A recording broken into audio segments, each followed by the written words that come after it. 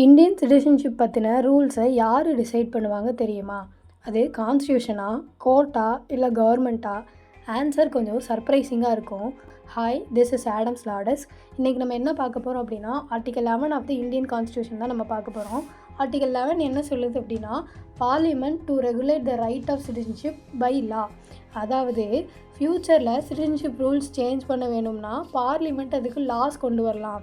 Imagine பண்ணுங்கள், constitution start ஆன 1950 article 5 to 10 யார் இந்தியன் சிட்டிசன்னு பேசிக் ரூல்ஸ் கொடுத்துச்சு. ஆனால் ஒரு கொஷின் வருது, ஃப்யூச்சரில் சிட்டிசன்ஷிப் ரூல்ஸ் சேஞ்ச் பண்ண வேணும்னா, புது லாஸ் கொண்டு வர வேணும்னா அதை யார் டிசைட் பண்ணுவாங்க? அதுக்கு ஆன்சர் தான் ஆர்டிகல் 11. ஆர்டிகல் 11 என்ன சொல்லுது அப்படின்னா, பார்லிமெண்ட்க்கு ஃபுல் பவர் இருக்குது இந்த சிட்டிசன்ஷிப் சம்மந்தமான லாஸை க்ரியேட் பண்ணுறதுக்கு, மாடிஃபை பண்ணுறதுக்கு, அப்புறம் கேன்சல் பண்ணுறதுக்கு. சிம்பிளாக சொன்னால் சிட்டிசன்ஷிப் மேட்டர்ஸில் பார்லிமெண்ட் தான் பாஸ்.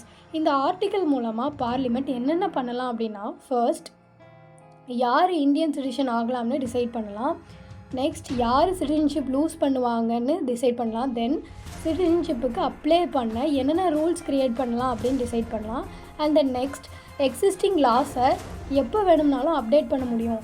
அதாவது ரியல் லைஃப் எக்ஸாம்பிள் பார்த்தா, இந்த ஆர்டிகல் 11க்கு கீழே தான் சிட்டிசன்ஷிப் ஆக்ட் 1955 பார்லிமெண்ட்டால் பாஸ் பண்ணப்படுது. இன்றைக்கும் இந்தியன் சிட்டிசன்ஷிப்பை கவர்ன் பண்ணுற முக்கியமான லா அதுதான். அதே மாதிரி அந்த லாவில் அமெண்ட்மெண்ட்ஸும் பண்ணிக்கலாம். உதாரணமாக சிட்டிசன்ஷிப் ஆக்ட் 2009 வந்து அமெண்ட் பண்ணியிருக்காங்க. அது எது மூலமாக அப்படின்னா, இந்த ஆர்டிகல் 11 கொடுக்குற பவர்னால தான். அதாவது ஃப்யூச்சரில் இந்த ஆர்டிகல்ஸ் மேலே என்ன அப்டேட்னாலும் பண்ணிக்கலாம், அதுக்கு பார்லிமெண்ட்டுக்கு தான் பவர் இருக்குது அப்படின்னு சொல்கிறது தான் ஆர்டிகல் 11. இந்த சிட்டிசன்ஷிப் பேஸ் பண்ணி கடைசி ஆர்டிக்கல் இதுதான் ஆர்டிகல் 11.